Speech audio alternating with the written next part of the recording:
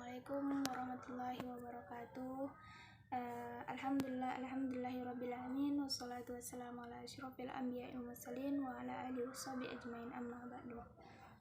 Pertama-tama marilah kita panjatkan puji dan syukur atas kepada Allah Subhanahu wa taala yang telah melimpahkan rahmat dan karunia-Nya, baik itu berupa iman, Islam maupun kesehatan sebagaimana kita rasakan saat ini.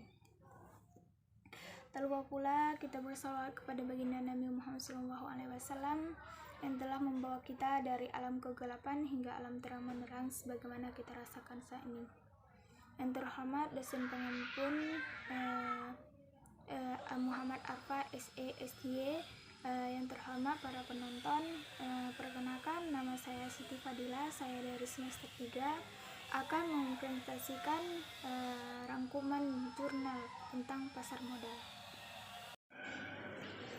Pasar modal adalah pasar memfasilitasi penerbitan dan perdagangan surat berharga keuangan seperti saham dan obligasi. Penerbitan surat berharga dilakukan melalui mekanisme penawaran umum atau sering disebut go public. Sedangkan pasar sekunder merupakan pasar memfasilitasi jual beli atau surat berharga yang telah diterbitkan melalui penawaran umum tersebut.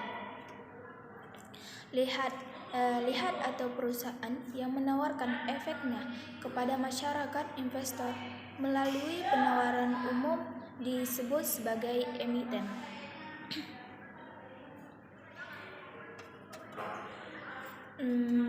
Pasar modal di Indonesia masa penjajahan penguasaan India Belanda mendirikan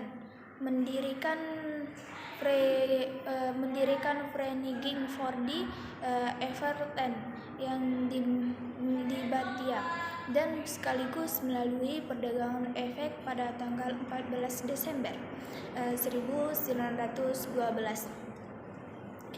Efek yang diperdagangkan pada masa itu adalah saham atau obligasi perusahaan perkebunan Hindia Belanda yang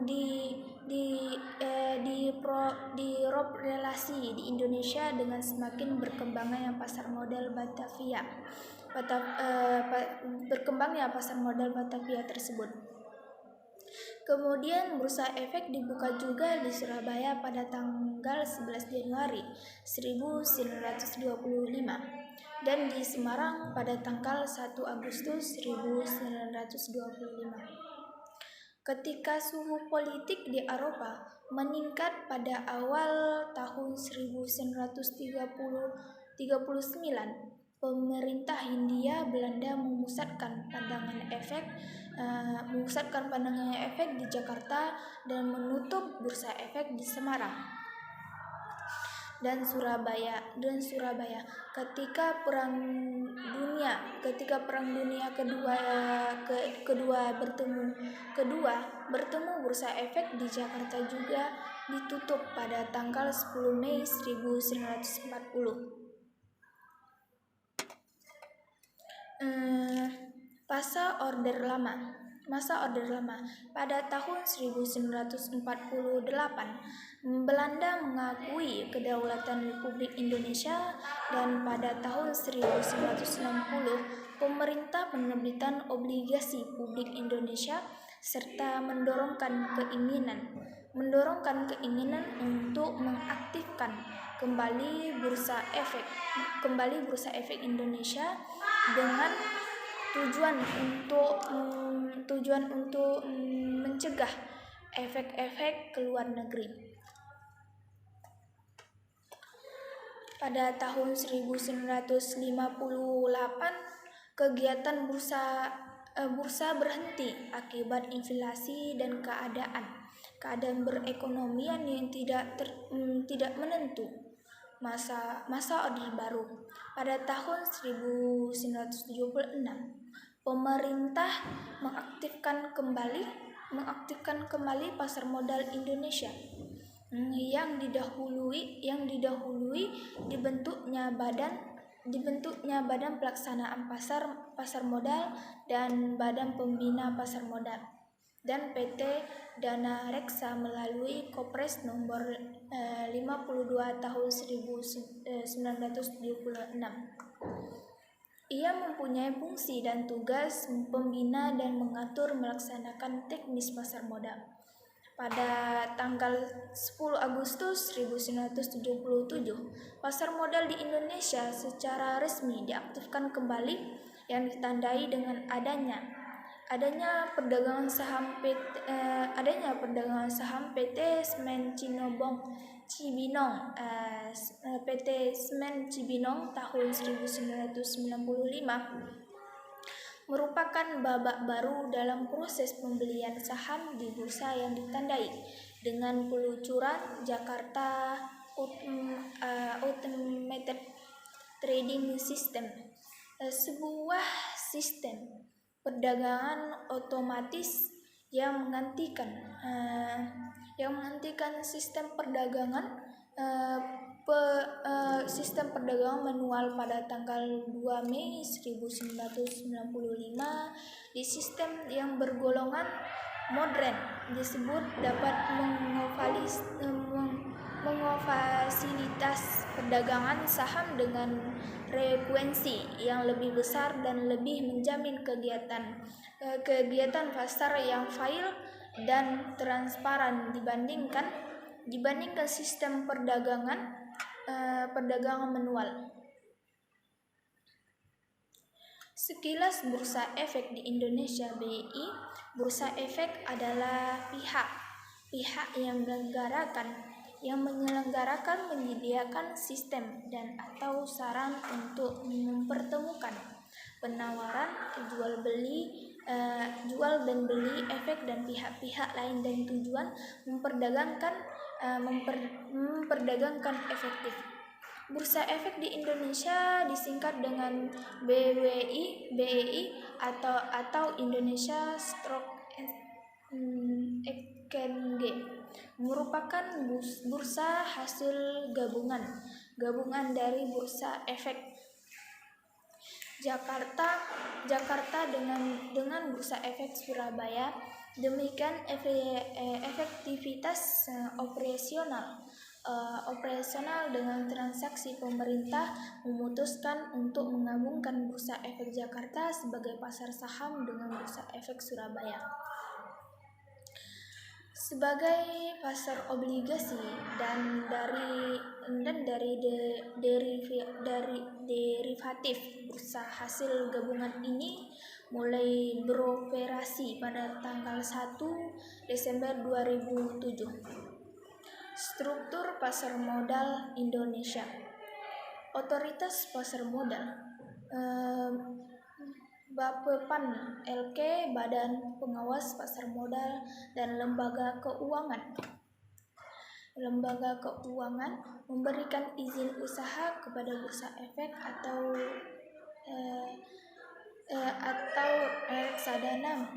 reksadana, perusahaan efek, penasehat investasi, dan biro administrasi efek. Memberikan izin seorang kepada wakil penjamin emisi efek, wakil sementara perdagangan efek, wakil manajer investasi, dan wakil agen penjual reksadana. Memberikan persetujuan bagi bank konstitusi, mewajibkan pendaftaran kepada profesi menunjang besar modal, yaitu notaris, konsultan hukum, penilaian, dan akuntan publik. Menetapkan persyaratan dan tata cara pendaftaran, melakukan pemeriksaan dan penyelidikan. KPI Clearing Penjamin Efek Indonesia. Ruang lingkup kegiatan clearing melaksanakan kegiatan clearing atas semua transaksi bursa atau produk ekuitas. derivatif dan obligasi pada Bursa Efek di Indonesia. Melaksanakan proses penentuan hak dan kewajiban anggota clearing yang timbul di transaksi bursa di ruang lingkup kegiatan jaminan. Kegiatan jaminan melaksanakan penjaminan, menyelesaikan transaksi bursa untuk produk kuitas dan produk derivatif, memberikan kepastian dipenuhinya hak dan kewajiban bagi anggota clearing yang timbul dari transaksi bursa.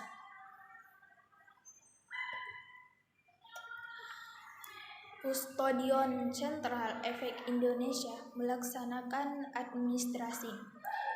administrasi rekening efek, penyelesaian transaksi efek, dan distribusi hasil corporation serta jasa-jasa terkait lainnya seperti pos trade processing atau disebut PTP, dengan menyediakan laporan jasa kustodian sentral. Perantara perdagangan efek pihak melakukan kegiatan usaha jual beli efek untuk kepentingan sendiri atau pihak lain. Pendahuluan kepentingan nasabah sebelum melakukan transaksi untuk kepentingan sendiri dalam memberikan rekomendasi kepada nasabah untuk membeli atau menjual efek, wajib memperhatikan keadaan keuangan dan masuk serta tujuan investasi dari nasabah, memenuhi jam, hari, dan tanggal atau semua perasaan nasabah pada formulir pemesanan, memberikan konfirmasi kepada nasabah sebelum berakhirnya hari bursa setelah dilakukan transaksi, memberikan tanda terima setelah menerima efek atau uang dari nasabah, menyelesaikan amanat jual beli dari memberi amanah, menyelesaikan data dan informasi bagi kepentingan para pemuda, bentuk pengelola dan bagi kepentingan para pemodal.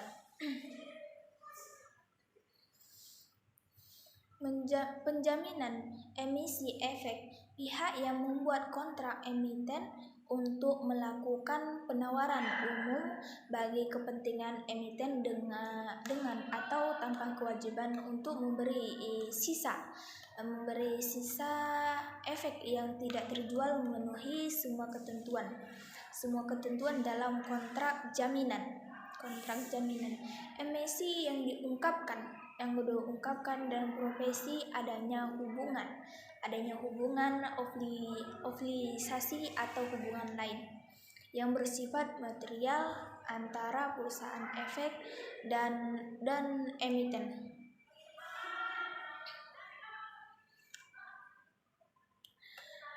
Manajer investasi, pihak kegiatan usaha yang mengelola portofolio efek untuk para nasabah atau mengelola portofolio investasi koleksi untuk sekelompok nasabah, kecuali perusahaan asuransi, dana pensiun, dan bank yang melakukan sendiri kegiatan usaha berdasarkan perundang-undang yang undang-undang yang berlaku, mengadakan riset, menganalisis kelayanan investasi, mengelola dana berportofolio, berfotofolio. Itu saja yang dapat saya sampaikan. Lebih dan kurangnya saya mohon maaf. Saya izin undur diri. Assalamualaikum warahmatullahi wabarakatuh.